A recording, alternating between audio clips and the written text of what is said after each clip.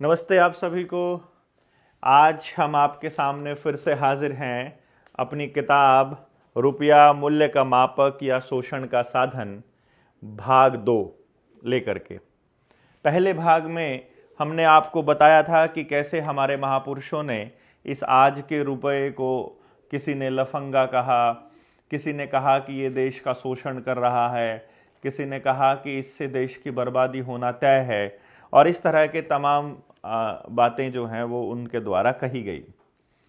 हम किताब के पहले पाठ पर जाने से पहले आप सबके सामने एक प्रस्तावना जो वर्मा जी ने इसके लिए तैयार की है वो हम आपके सामने पढ़ देते हैं, और आप अपनी किताब को जरूर अपने साथ रखिएगा जब आप इसे पढ़ रहे हो। चूंकि हमारी 200 लोगों की टीम के आने से पहले, उस टीम के बनने से पहले ये पार्ट 2 रिलीज हो रहा है, पार्ट 2 रिलीज हो रहा है। तो अब आपका काम क्या है कि सबसे पहले तो उन लोगों को बोलिएगा जो लोग अभी तक अपनी 200 लोगों की टीम में शामिल होने के लिए अपना नाम नहीं लिखवाया है, वो लिखवा दें रविंदर भाई के पास 7700006900 पर। बाकी मैं प्रस्तावना आपको पढ़ देता हूं और फिर लास्ट में हम आपसे इस मुद्दे पर दोबारा से बात करते हैं। भारत भक्ति अर्थात भारत की सेवा का नाम ही योग है। ये आप पीछे देख रहे हैं, ये प्रस्तावना आपके सामने लिखी हुई है। तो जब आप इसे पढ़ेंगे तो आपको मालूम पड़ जाएगा। कोई एरर है, कोई गलती है तो वो आपको ईमेल आईडी हमने दी हुई है अपनी किताब के अंदर, उस गलती को आप एक्सप्लेन कर सकते हैं उस ईमेल पर भेज करके, ताकि हम आने वाले एडिशंस में उनको ठीक कर सकें। भारत की सेवा बिना सत्य अनुभूति संभव नहीं, यानी क्योंकि भारत देश सत्य पर आधारित नीतियों पर चलता है, इसीलिए जब तक आप सत्य की अनुभूति नहीं कर लेते तब तक भारत की सेवा संभव नहीं है। यही सेवा सृष्टि चक्र को चला रही, सकाम होने पर सगुण ब्रह्म है और निष्काम होने पर परम ब्रह्म है। आप इसका मतलब समझ गए हैं। अपने विविध रूपों में पालन, सृजन, रक्षा करती, सेवा, कर्म क्षेत्र में कर्तव्य एवं दायित्व का निर्वाह करती सेवक है। यानी यही जो सत्य अनुभूति है जिसकी बात हो रही है, यही सेवा जिसकी बात हो रही है। भारत की सेवा में चरण पादिका को मांझते, चमकाते, मरम्मत करते रविदास की कठौती में गंगा बहती थी, जिसमें गोता लगाती जनता ने अस्पृश्यता के बाड़े को तोड़ डाला था। यानी कि जहां कहा जाता है गुरु रविदास जी के बारे में, और जो उनके कि मन चंगा तो कटौती में गंगा, जो उनका पानी का एक बर्तन होता है जो हर चरमकार के पास होता है जब वो अपना कार्य कर रहे हैं, और उस वक्त वो अपने जो कंगन वाली जो कहावत आती है आपके सामने आती है कि अगर सच्चे मन से दे दिया जाए तो गंगा माँ ने उनका वो कंगन घर पे बैठे बैठे स्वीकार कर लिया था। और जब बात आती है दूसरे कंगन की तो गंगा माँ वहीं पर उनकी कठौती में ही प्रकट होकर के उस कंगन को अर्पण करती हैं, स्वीकार करती हैं, सॉरी। तो इसका मतलब ये हो गया कि आप अगर सच्चे मन से कार्य कर रहे हैं तो यही पॉइंट ये है कि रविदास की कठौती में भी गंगा, कठौती जिसमें गोता लगाती जनता ने अस्पृश्यता के बाड़े को तोड़ डाला था। मोची को सतगुरु कहते हुए जमाने को कदमों में झुकना पड़ा। काशी के विद्वानों के बीच बैठकर वैचारिक क्रांति का सूत्रपात करते, वैचारिक क्रांति यानी ज्ञान युद्ध जिसकी बात हम आज कर रहे हैं। अनपढ़ कबीर की सेवा ने भारत केसरी ही नहीं बनाया, बल्कि करगाह चलाते जुलाहे को गुरुदेव कहते हुए जमाने को माथा टेकना पड़ा था। कबीर जुलाहे की बात हो रही है। भारत की सेवा में भिक्षुक बना अशोक सम्राट से महान बन गया, जमाने को माथा टेकना पड़ा। भारत की सेवा में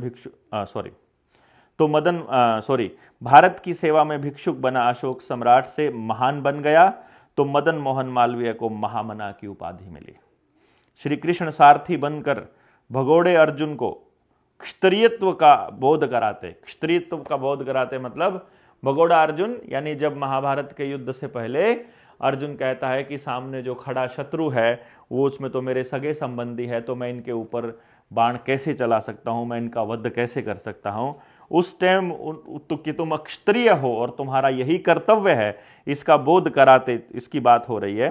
भारत की सेवा में अपने पिता, पितामह, गुरु, बंधु बांधवों के वध को ही मुक्ति द्वार, भक्ति योग, कर्म योग, ज्ञान योग बताते श्री कृष्ण को, कौरव पक्ष ने अहंकारी बोला था ना, अहंकारी जो कौरव पक्ष था वो गवाला बोल रहे थे, श्री कृष्ण को अहंकारी कौरव पक्ष गवाला कहते, खिल्लियां उड़ाते थे। कुरुक्षेत्र में भीष्म के प्रदर्शन को देखकर भयभीत पांडव दल पलायनवादी हो गया। किंग कर्तव्य विमूढ़ अर्जुन का गांडीव बेकाम हो गया, बेकाम हो गया। अहंकारवाद की जय जयकार होने लगी। तब भारत की सेवा में समर्पित हथियार न उठाने की अपनी प्रतिज्ञा को तोड़ता द्वापर का ग्वाला सुदर्शन चक्र लेकर मैदान में कूद पड़ा। चारों खाने चित्त अहंकारवादियों के सरगना भीष्म को ही नहीं बल्कि जमाने को भी ग्वाले को योगेश्वर श्री कृष्ण कहते हुए माथा टेकना पड़ा था। भारत की संपदा लूटकर, भारत भक्तों का खून पी पी कर अट्टहास भरते अंग्रेजों से लड़ना सूली पर चढ़ने के समान था। यानी कि अगर आप उस वक्त के उनके हंसी देखोगे अगर आप अंग्रेजों की, तो उस टाइम पर उनसे लड़ना जो है वो सूली पर चढ़ने के समान था। जैसे आज के टाइम पर आप जाते हो समाज के अंदर, तो आपसे जब लोग कहते हैं कि बात तो तुम ठीक कहते हो लेकिन सरकार बहुत गंदी है, वैसे ही उस वक्त भी बात होती थी क्रांतिकारियों को, जब उनके पूर्वजन, उनके परिजन बोलते थे कि तुम जो कह रहे हो वो बात तो सच्चाई है आज़ादी की, लेकिन अंग्रेज बहुत निर्दयी हैं, ये तुम्हें जिंदा नहीं छोड़ेंगे। तो उस वक्त अगर आज़ादी की कोई बात करता था तो वो सूली पर चढ़ने के समान ही बोला जाता था। उन्हीं अंग्रेजों का दरबार करते तथाकथित नेता आज़ादी की भीख मांग रहे थे। ऐसी बेला में भारत के सेवक खुदीराम बोस, भगत सिंह, उधम सिंह इत्यादि भारत भक्तों ने अपनी समाधि फांसी के फंदे पर लगाई। नेताजी सुभाष चंद्र बोस के आह्वान पर महादानी दधीची की तरह जर्मन से जापान तक समाधि लगाते शहीदों ने स्वाधीनता संग्राम के महायज्ञ में पूर्ण आहुति अपना खून देकर की। दधीची का मालूम है ना आपको कि जब कोई एक खास युद्ध के अंदर जब यह मालूम पड़ता है कि उस सामने वाले दुश्मन को मारने के लिए आप किसी अस्त्र शस्त्र का इस्तेमाल नहीं करते हैं, तो तब दधीची ने अपनी हड्डियां दी थी, अपनी पसलियां, उनसे एक शस्त्र बना जिससे कि दुश्मन का वध किया गया था। तब अंग्रेज भागे और तथाकथित आज़ादी मिली। भारत को विदेशों में बंधक रखकर कर्ज पर कर्ज की खेपे लाते, ये जो नेता लोग हैं जिनकी बात हो रही है, घोटाले पर घोटाले करते, कर्ज की रकम डकारते, मूल्य की मापक रुपए के सैद्धांतिक मानक 1.166 ग्राम एवं विधि मान्य मानक 777 मिलीग्राम स्वर्ण प्रति रुपया मात्रा को लूटपाट करते कराते, रुपए के मानक यानी स्टैंडर्ड को ही खत्म करते, बैंक नोटों के प्रतिभूति यानी गारंटी को समर्थन के रूप में कहते, गवर्नर के वचनखंड को गैर कानूनी तरीके से कूटकरण करके वचनखंड को बदलते, भारत में आर्थिक अस्थिरता फैलाते, भारत की जनता का सर्वांगीण शोषण करते, अकूत धन विदेशी बैंकों में भरते तथा कथित सरकारों के प्रधानमंत्री, मुख्यमंत्री तथा मंत्री हैं कर्जखोर और दिवालिया। यानी उन्होंने कहा कि ये सारे जो तथाकथित सरकारों के प्रधानमंत्री और मुख्यमंत्री ये हैं कर्जखोर और दिवालिया। आगे बता रहा हूं, ना कि भारत के किसान, मजदूर, व्यापारी, कर्मचारी और जनता। कहने का मतलब क्या है कि आज के टाइम पर आपके किसान, मजदूर और जनता को कर्जखोर और दिवालिया बताया जाता है, लेकिन असल दिवालिये ये लोग हैं जो ये सब काम कर रहे हैं।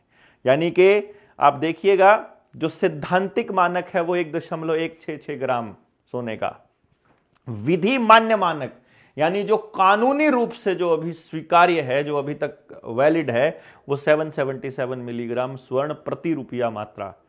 अभी इसको हम आगे आएंगे, जब ये किताब आएगी तो आपको एक एक चीज की कहां पर ये लिखा है, किस तरह, कौन सा दस्तावेज है जो ये साबित करता है, वो हम बताएंगे।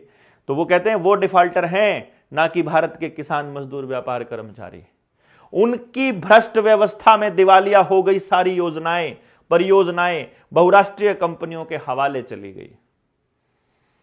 इस तरह भ्रष्ट नेताओं ने भारत को कर्ज के भंवर जाल में फंसाकर अपने छल कपट धोखे को पूंजी निवेश के बहाने, यानी जितनी भी ये इन्वेस्टमेंट है इसका बहाना है वहां भेजने का, पूंजी निवेश के बहाने छिपाते हुए देश को पुनः गुलामी में झोंक रहे हैं। इससे सिद्ध होता है यह भ्रष्ट नेता बहुराष्ट्रीय कंपनियों और बैंकों के एजेंट हैं। आप इसको समझ गए मेरे ख्याल से, जो अवैध रुपए के बदले कर्जदारों के वैध संपत्तियों की जब्ती, गिरफ्तारी और नीलामी कर रहे हैं, वास्तव में संविधान का गला घोंट रहे हैं। सच कहूं तो कर्जदारों की गिरफ्तारी असल में अपहरण है और नीलामी हल्ला बोल डकैती समान राष्ट्रीय महाअपराध है।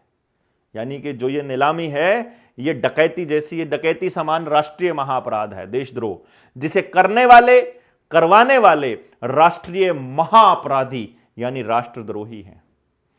इन्हीं देशद्रोहियों से देश के लूटे गए धन को वसूली करना और करवाना ही असल देशभक्ति है। उत्पादन का स्रोत खेत खलिहानों, यानी जैसा हम अपने ट्रेनिंग्स में आपको स्पेशल बताते रहते हैं कि भारत एक उत्पादन आधारित देश है और जितना प्रोडक्शन होता है, ग्रॉस डोमेस्टिक प्रोडक्शन जीडीपी, यानी प्रोडक्शन के बराबर ही रुपया छापा जा सकता है, ये आप सब लोगों को पहले बताया जा चुका है। और कहां कहां से होता है ये प्रोडक्शन, कि उत्पादन का स्रोत खेत खलिहानों, उद्योग धंधों और योजनाओं परियोजनाओं में कर्मयोग रमाते कर्मयोगी किसान, मजदूर, व्यापारी, कर्मचारी सभी जैविक संसाधनों के उत्पादनकर्ता, अन्नदाता, प्राणदाता, जीवनदाता हैं। सार्वभौम सत्य, गणित, नियम, अधिनियम, सत्य तथ्यों, दस्तावेजों से प्रमाणित हो गया है कि उत्पादन बढ़ा है, वस्तुएं सस्ती हुई हैं, किंतु छल कपट करके गैर कानूनी तरीके से रुपए का मानक परिमाण घटाकर, यानी कि उसका कूटकरण करके, अर्थात मुद्रास्फीति अवमूल्यन से किसानों, मजदूरों, व्यापारियों, कर्मचारियों, कर्जदारों की निरंतर घटती क्रय शक्ति शून्य की ओर अग्रसर होने से बढ़ती जा रही महंगाई जानलेवा होती जा रही है। अर्थात इसका मतलब यह है कि आज के टाइम पर यदि हम प्रोडक्शन की ही बात करने लगे तो अगर 1947 की ही बात करें, जब जिसको कहते हैं कि देश उस वक्त आज़ाद हुआ था, वो जो ड्रामा चला था आज़ादी का, अगर हम उसको एक्सप्लेन करते हैं तो 1947 में 30-35 करोड़ पॉपुलेशन रही है भारत की उस वक्त के आंकड़े के अनुसार, और आज 135 करोड़ पॉपुलेशन है, यानी कि लगभग 4 गुना के करीब हमारी पॉपुलेशन बढ़ी है। पर अगर आपके ज़मीन में अगर पैदावार की बात देखें तो आपका कोई भी फसल है उसकी पैदावार का हिसाब लगा लीजिए। कहते हैं उस वक्त 10-15 मन से ज़्यादा गेहूं नहीं होता था 1 एकड़ में। 10-15 मन गेहूं का मतलब होता है लगभग 6 से लेकर 15 मन गेहूं 6 क्विंटल गेहूं होता है, और आज 1 एकड़ में 50-50 क्विंटल 60-60 क्विंटल गेहूं हो रहा है, यानी 10 गुना। अर्थात जनसंख्या बढ़ी है 4 गुना और उत्पादन बढ़ा है 10 गुना। यही लगभग हर चीज के उत्पादन में है। अर्थात उत्पादन बढ़ा है तो महंगाई घटनी चाहिए थी, चीजें सुलभ उपलब्ध होनी चाहिए थी, लेकिन हो रहा है एकदम से उल्टा। और इस तरह से जो चीजें सस्ती हुई हैं उससे भारत के जो किसान है, मतलब उसकी जो क्रय शक्ति है वो लगातार घटती जा रही है कर्जदारों की, और उनकी पूंजी बढ़ती जा रही है।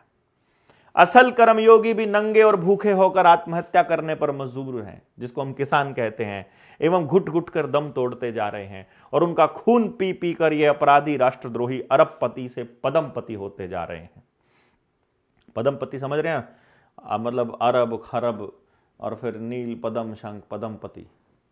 हे कर्मयोगी, तुम्हारे कोटि कोटि हाथ जो पालनहार सृजनहार हैं, अवैध रुपया और डॉलर के धनात्मक शोषण से तुम्हें रोजी रोटी नहीं दे सके तो क्या जनता के खून पसीने की गाढ़ी कमाई को चूस चूस कर पानी की तरफ बहा रही कार्यपालिका, विधायिका और तथाकथित अवतारों के छू मंतर से क्या रोजी रोटी मिल जाएगी?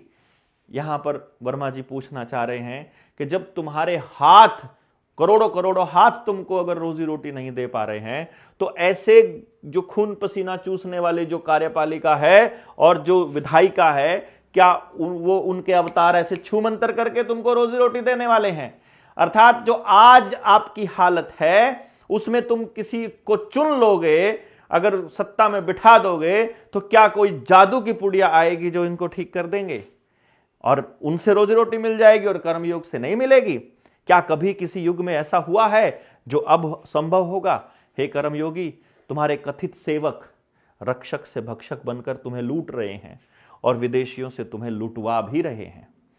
हे कर्मयोगियों, तथाकथित नेताओं द्वारा आर्थिक और मानसिक गुलामी की जंजीरों में तुम्हें जकड़ दिया गया है। शहीदों के मंदिर, भारत के भगवान, किसान, मजदूर, व्यापारी, कर्मचारी आदि कर्मयोगियों की आर्थिक मानसिक गुलामी की मुक्ति की युक्ति का केवल एक ही विकल्प है, वैचारिक महासंग्राम। इसी ज्ञान युद्ध से अब देशवासियों की कर्ज मुक्ति और रोजी रोटी संभव है। कोटि कोटि भुजाओं वाले हे कर्मयोगी, तुम ही भूपाल, महिपाल, स्वयं सम्राट भारत हो। तुम ही सर्वसमर्थ, तुम ही नियामक, नियंता प्रभु श्री राम हो, श्री कृष्ण के रूप हो। शहीदों के इष्ट देव भी तुम ही हो। तुम्हारी सेवा में शहीद हुए शहीदों की समाधि पर जमाने को माथा टेकना पड़ा है।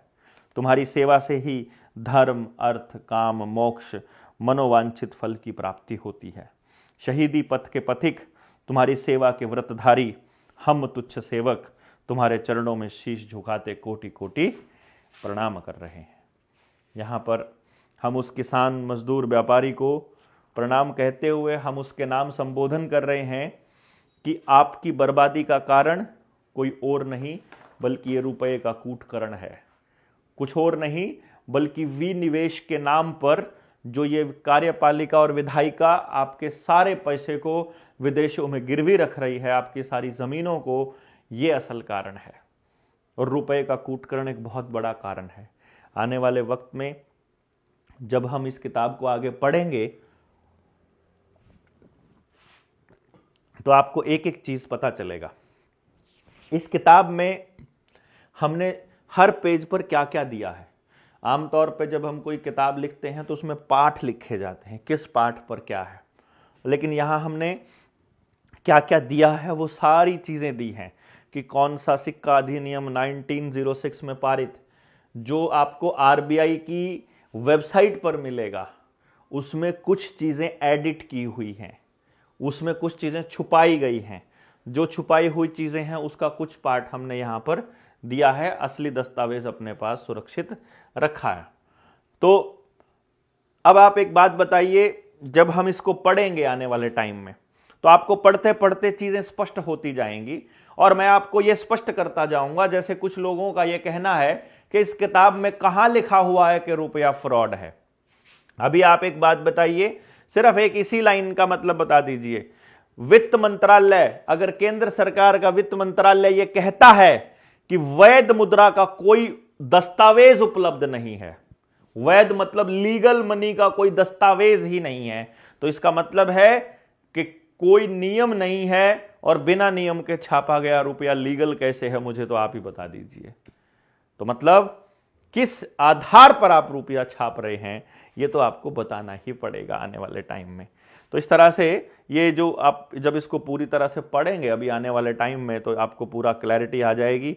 इसलिए अभी हम इसको सिर्फ इस तरह से बता रहे हैं कि हर एक पेज पर क्या है, किस पेज पर क्या दिया है, ये हमने एक्सप्लेन आपको कर दिया है। अभी हम स्टार्टिंग कर रहे हैं हमारे पहले एपिसोड की, जब इस पॉइंट की जहाँ से हम इसकी शुरुआत करेंगे।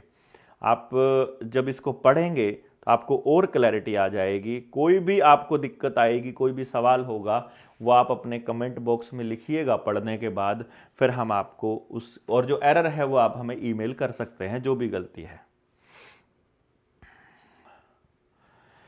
अभी हम इसको पढ़ते हैं। भारतीय मुद्रा रुपये का इतिहास। रुपये का इतिहास पढ़ना क्यों जरूरी है, पहले आप इस बात को समझिए। जब हम किसी चीज के इतिहास को पढ़ते हैं तो उसमें आ रहे बदलावों को भी हम साथ में पढ़ते हैं। अब कभी कोई कहेगा कि रुपये का कूटकरण किसी ने कर दिया, कोई कहेगा कि किसी ने यहां पर यह बदलाव कर दिया गया, यहां पर यह बदलाव कर दिया गया। यहां जो सबसे जरूरी सवाल आपके सामने आकर के खड़ा होता है वो ये है कि जिस भी व्यक्ति ने वो बदलाव किया था, क्या वो बदलाव करने के लिए वो व्यक्ति अधिकृत था? क्या वो उस बदलाव को करने के लिए कंपैटिबल था? क्या उसके अधिकार क्षेत्र में वो आता था? क्या वो बदलाव कर सकता था? दूसरी चीज आपको देखनी है, क्या उसका कोई नियम था? और तीसरी चीज देखनी है कि जब हमें यह स्पष्ट हो जाए कि इस चीज से हमारे देश की बर्बादी होनी है, हमारे किसान की बर्बादी होनी है, तो क्या वही चलते रहने दिया जाए? क्योंकि जो विमर्श है वो इस बात पर होता है कि सही क्या है, हमें क्या करना चाहिए, हम क्या कर सकते हैं। और जब तक इस बात पर विमर्श ही नहीं होगा कि गलत क्या हुआ था और अभी क्या गलत है, तब तक तो यह बात बनेगी नहीं कि चीजें ठीक कैसे हों। तो मतलब इस बात पर तो चर्चा ही नहीं होगी कि ठीक कैसे हों जब तक हम गलत नहीं मानेंगे। तो पहले तो हमें गलत चीजें क्या हैं पहले वो मानना पड़ेगा और उसके बाद ही हम आगे बढ़ सकते हैं। तो जब आप इसे पढ़ेंगे तो आपको थोड़ी सी चीजें स्पष्ट होती जाएंगी। तो मैं आज आपके सामने कुछ पार्ट बोल देता हूं ताकि आपको मालूम पड़े कि अगले पार्ट से हम बहुत स्पष्ट, क्योंकि अब तो हम किताब पर आ गए हैं, तो एक एक करके जब एक एक पार्ट जब पूरा होगा तो हमें क्लैरिटी आएगी। भारत की आर्थिक दुर्दशा, भारतीय रुपए की गिरती क्रय शक्ति, मुद्रा संकट, कर्ज के जाल में फंसकर किसानों द्वारा की जा रही आत्महत्या ने बहुत सारे प्रश्न खड़े कर दिए हैं, जिसके समाधान हेतु प्रार्थी मतलब घनश्याम वर्मा जी ने, हम यहां लेखक लिखेंगे आने वाली किताब के अंदर, लेखक ने सूचना का अधिकार अधिनियम 2005 के अंतर्गत भारत सरकार के प्रधानमंत्री, वित्त मंत्री, भारतीय रिजर्व बैंक आदि से भारतीय मुद्रा रुपया एवं विदेशी मुद्रा डॉलर, पाउंड से संबंधित प्रश्न किए, जिसके उत्तरों से संतुष्ट न होने पर स्वयं उत्तर खोजने में लग गया, ढूंढने में लग गया। बहुत सारे दस्तावेजों से, जिनमें रुपए की वैध निविदा, यानी निविदा टेंडर, यानी कि जिसमें लीगल टेंडर के बारे में पता चले, देश और दुनिया के बहुत सारे अर्थशास्त्रियों द्वारा रुपए से संबंधित खोज तथा उनके विचारों से ऐसा प्रतीत होता है कि सैकड़ों वर्षों से भारत को अवैध मुद्रा रुपए के द्वारा शोषण किया गया, शोषण किया जा रहा है और आगे भी शोषण किया जाता रहेगा। यानी जब घनश्याम वर्मा जी को वित्त मंत्रालय ने सही जवाब नहीं दिए, आरबीआई ने सही जवाब नहीं दिए, तो यह खोजना चालू किया कि हमारा शोषण कहां से हो रहा है। तो पता चला कि उन सब से कि असल में जो अवैध रुपया देश के अंदर चल रहा है वही शोषण का असली कारण है। आज मैं और गौरव भाई बात कर रहे थे और बात करते करते हमारे सामने एक सवाल आया कि हमें रुपए वाले मसले को पहले उठाना चाहिए था या पेरेंटिंग वाले विषय को पहले उठाना चाहिए था। अब हालांकि अगर मुझे सेफ साइड चलना है तो पेरेंटिंग का विषय सबसे बढ़िया है। तो पेरेंटिंग के विषय को लेकर के अगर हम समाज में जागृति लेकर के आते तो ज्यादा लोग भी होते और इसमें हमारे ऊपर लांछन भी कम लगते। लेकिन हमें एक बात का पता था, जब मैंने गौरव को यह बताया कि पेरेंटिंग वाले में सॉफ्ट पेरेंट्स आ जाएंगे, रुपए वाले में वो आदमी भी हमें निकल के आएंगे समाज में जो लड़ सकते हैं, जो लड़ रहे हैं, या जिनके पास खोने के लिए कुछ नहीं है, उनका तो सब कुछ दांव पर लगा हुआ है और वो ऑलरेडी उनका तो सब कुछ जा रहा है। यानी कि आज मुझे एक मिले थे, आवेदन लगाने के लिए कोई हमसे मिलने के लिए आया हुआ था, तो मैंने उनसे पूछा था कि भाई जी आप पे कर सकते हो ना, तो पे कर दीजिए, फिर आपको आवेदन नहीं लगाना चाहिए, क्योंकि आवेदन उन्हीं को लगाना चाहिए जो लड़ सकते हैं, जो अपने दम पर खड़े होकर लड़ सकते हैं। जो हमें सोचते हैं कि भाई लगा दिया आवेदन तब सब कुछ ये संभालेंगे, वो नहीं होगा। आपकी लड़ाई आप ही को लड़नी पड़ेगी। डे वन से, पहले दिन से हम ये कह रहे हैं कि दस्तावेज हम लोग आपको प्रोवाइड कराएंगे और जितना दस्तावेज आपको दे दिया गया है, इसी दस्तावेज का आप केवल संवैधानिक जवाब ले लीजिए, आपकी मुक्ति हो जाएगी। लेकिन आप उधर से जवाब नहीं मांगेंगे, कुछ लोग हमसे जवाब मांगेंगे, उस पर तो हम बाद में चर्चा करेंगे। फिलहाल मैं आपको इसलिए बता रहा हूं कि ये जो शोषण है, जितनी भी गरीबी है, जितनी भूखमरी है, जितनी बेरोजगारी है, उसका एकमात्र कारण अगर कोई है, मूल में अगर जब आप सारी चीजों के घूम करके आओगे, तो वो है रुपए का कूटकरण या अवैध रुपए का देश में चलना। तो ये अवैध रुपया कैसे है इसको हम आगे बताएंगे। इस अवैध मुद्रा रुपया के शोषण ने हमारे संविधान की मूल अवधारणा, हम नागरिकों के संवैधानिक मूल अधिकारों एवं संविधान की धारा 21 जो जीने का अधिकार देती है, उन सभी को खत्म कर दिया है। यानी हमारी जो संविधान की मूल अवधारणा क्या है कि हमारे मूल अधिकार बचे रहें। उसमें धारा 21 हमको जीने का अधिकार देती है कि हम जीने का अधिकार हमको है किसी भी व्यक्ति को अपने तरीके से, और वो उसको खत्म कर देती है। अवैध रुपये के शोषण से विवश होकर किसानों द्वारा या कर्जदारों द्वारा आत्महत्या का दौर जारी है, और ऐसा प्रतीत होता है कि आगे और तीव्र गति से आत्महत्याओं का दौर जारी रहेगा। अतः अवैध रुपये के माध्यम द्वारा हो रहे असंवैधानिक तरीके से शोषण, नियम और कानूनों की अवहेलना और अविवेकपूर्ण मनमाना शोषण कर रहे उन संस्थाओं और व्यवस्थाओं या व्यक्तियों से न्यायपालिका को अवगत कराने का प्रार्थी अपने संवैधानिक कर्तव्यों का पालन कर रहा है एवं न्यायपालिका से आशा कर रहा है कि न्यायपालिका तत्काल अपने कर्तव्यों का पालन करते हुए देश के संविधान और संवैधानिक मूल अधिकारों की रक्षा, नियम और कानूनों की बहाली तथा हमारे जीने के संवैधानिक अधिकार की बहाली हेतु कर्ज की कुर्की नीलामी पर तत्काल प्रतिबंध लगावे, जिससे अवैध रुपये की वसूली में वैध जमीन जायदाद की कुर्की ना हो सके एवं किसानों की आत्महत्या रुक सके। यहां पर आपको जब कभी कहीं आप गए हुए हों किसी की नीलामी की प्रक्रिया में, जैसे कि मैंने देखा अभी जब उत्तर प्रदेश के अंदर एक घर की नीलामी के लिए एसडीएम और तहसीलदार आए हुए थे, तो उन्होंने वहां खड़े हुए लोगों से पूछा, तुम्हारा घर है क्या, तुम्हारा घर है क्या, तुम यहां किस लिए आए हो? जिसका घर है वही बोलेगा। वहां पर आप सब लोगों को एक बात याद रखनी है, हमारे संविधान का आर्टिकल 51 हमारे मूलभूत अधिकारों के साथ मूलभूत कर्तव्यों के बारे में हमको बताता है। आर्टिकल 51 क्या कहता है कि देश के प्रत्येक नागरिक का यह कर्तव्य है कि यदि कहीं पर भी देश की संप्रभुता यानी उसकी सॉवरेनिटी के ऊपर कोई अटैक हो रहा है, कोई सरकारी अधिकारी या कोई प्राइवेट आदमी या कोई भी व्यक्ति कोई गलत कार्य कर रहा है, कोई अनैतिक कार्य कर रहा है या कोई असंवैधानिक या कोई इलीगल कार्य कर रहा है, तो वो उसे रोके, उसे टोके और जो व्यवस्था है उसकी संज्ञान में लेकर के आए।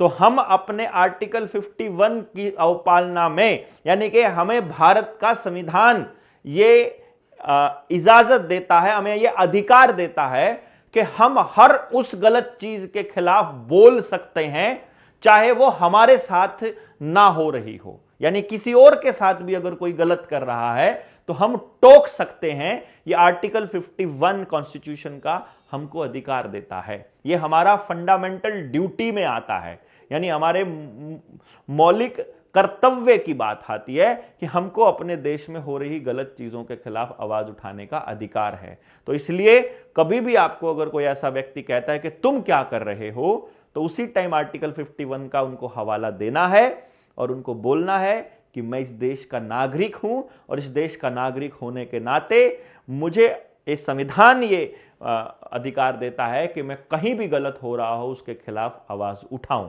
और वो अपने लेवल पे हमें आवाज उठानी चाहिए। भारतीय रुपया पढ़ना से पहले हम इस बात को पढ़ लेते हैं ताकि हमें पता चले। वैध मुद्रा का कोई दस्तावेज उपलब्ध नहीं, यह वित्त मंत्रालय ने हमको कहा। कहां पर? ये आने वाले टाइम में जब आपके पास ये सूचनाएं आएंगी तो ये हम बताएंगे। प्रार्थी द्वारा दिनांक 19/6/2015 को, यानी आज से ठीक लगभग मतलब 10 साल पहले की बात है, वैध मुद्रा रुपए से संबंधित प्रश्न करके सूचना के अधिकार अधिनियम 2005 के अंतर्गत प्रधानमंत्री, वित्त मंत्री, रिजर्व बैंक से सूचना मांगी गई थी, जिसका जवाब भारतीय रिजर्व बैंक द्वारा 25/6/2015, 25/7/2015 और वित्त मंत्रालय ने दिया 30/7/2015 को भेजी गई थी। रिजर्व बैंक ने अपनी सूचना में कहा कि वांछित सूचना हमारे पास उपलब्ध नहीं है। रिजर्व बैंक के पास सूचना ही उपलब्ध नहीं है वैध रुपए की। और भारत सरकार के वित्त मंत्रालय द्वारा सूचना में कहा गया कि विनिमय माध्यम के रुपए, सोने के सिक्के के मानक अथवा डॉलर के प्रयोग के मानक हेतु विधिक प्रारूप, विधिक मतलब लीगल कोई फॉर्मेट की किसी वैध मुद्रा का कोई दस्तावेज उपलब्ध नहीं है।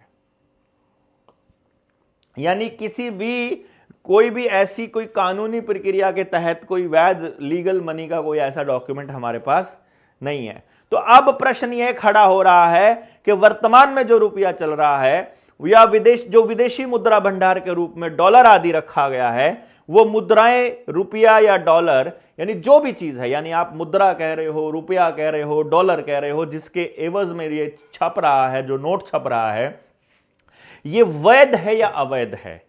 अब इसका तो जवाब आप सरकार को देना पड़ेगा ना कि वैध किस नियम से है, और अगर कोई नियम नहीं है तो फिर वो अवैध है।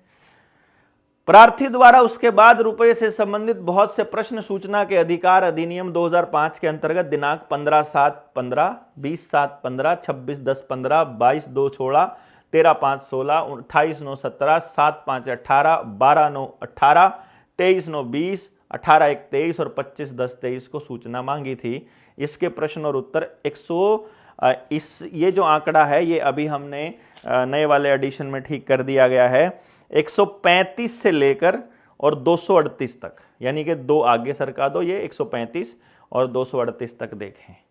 यानी कि अभी जो हमारे पास सूचना है कि अभी हमारा वित्त मंत्रालय और आरबीआई और भारत सरकार ये कह रही है हमारे पास वैध रुपए का कोई दस्तावेज उपलब्ध नहीं है। अब जब उनके पास तो वैध रुपए का कोई दस्तावेज उपलब्ध नहीं है, तो अब ये वैध रुपए का दस्तावेज तो फिर हमें ढूंढ करके लाना पड़ेगा कि भाई असली रुपया क्या है। और अगर रुपये को समझेंगे नहीं तो फिर बताएंगे क्या कि वैध क्या है और अवैध क्या है, और पता कैसे चलेगा कि गलत क्या है और सही क्या है? तो पहले हम इतिहास से लेंगे या रुपये से लेंगे, किस तरह से लेंगे, ये हमारे अगले पार्ट में आएगा। अभी हमारे 2 पार्ट कंप्लीट हो गए हैं, तो आपने क्या करना है, दोनों पार्ट में से जो भी ग्रामेटिकल एरर, जो भी चीज़ें आती हैं, आप ईमेल हमें कर सकते हैं। दूसरी बात, आपने जो 200 लोगों की टीम के लिए अगर आपने फॉर्म नहीं भरा है और रविंदर भाई से संपर्क नहीं किया है तो 7700006900 पर कॉल कर लीजिएगा। ये मौका दोबारा से नहीं आएगा। पहले 200 फॉर्म भरने वालों को अलग, मतलब पहले प्राथमिकता दी जाएगी और बाकी के लोगों को बाद में। तो जितना जल्दी हो सकता है अपना फॉर्म भर दीजिए। 31 जनवरी 2025 से लेकर 6 जनवरी 2025 तक, 6 फरवरी 2025 तक अपनी ट्रेनिंग शेड्यूल की गई है शिमला। जो लोग फॉर्म भर देंगे उनकी ब्रॉडकास्ट लिस्ट और उनके साथ पर्सनल संपर्क करके उनको सारी जानकारियां साझा कर दी जाएंगी, क्या क्या सामान लेकर के आना है, किस तरह से आना है। आप सब लोग आइएगा और अपने जीवन के एक बहुत ही अनमोल 6-7 दिन निकाल करके लेकर के वहाँ से खजाना लूट करके ले जाइएगा।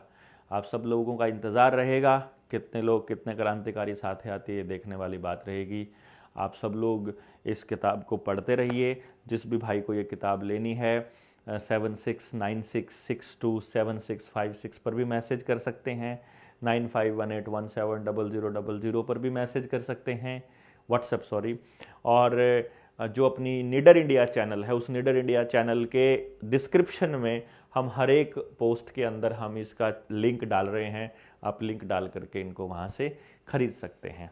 हमने अमेज़न और फ्लिपकार्ट पे भी ये इन्फॉर्मेशन हम जल्दी डाल देंगे।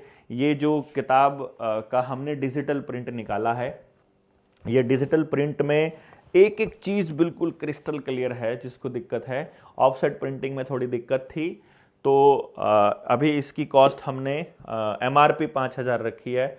तो कितनी वहाँ पर कॉस्ट आएगी ये देखने वाली बात आएगी। तो जिस भी भाई को ये लेना होगा, बेसिकली ये किताब की कीमत नहीं है, ये एक तरह से आपका हमें दिया गया एक समर्थन मूल्य, सहयोग राशि है, जिसको आप हमें देते रहना पड़ेगा ताकि हमारा ये अभियान चल सके। अब हमें बहुत ज़्यादा सहयोग की ज़रूरत पड़ेगी क्योंकि 200 लोगों की टीम हम प्लान कर रहे हैं पूरे हरियाणा भर में पहले नंबर पर पहले हरियाणा में हम लोग उतारें और फिर दूसरे स्टेट्स के अंदर इन टीमों के माध्यम से हर गांव तक जाने की कोशिश करें। तो देखते हैं कितना हो पाएगा। हम अपनी तरफ से पूरी कोशिश कर रहे हैं, आपसे सहयोग की अपेक्षा रहेगी। जितने साथी आ सकते हैं आइएगा, जो नहीं आ सकते वो घर से सपोर्ट कीजिएगा और अफवाहों से दूर रहें, नक्कालों से दूर रहें। और कोई ट्रेनिंग अभी शेड्यूल नहीं की गई है। बहुत बहुत धन्यवाद। जय हिंद, जय भारत। आप सब लोग जुड़ते रहिएगा। बहुत बहुत धन्यवाद।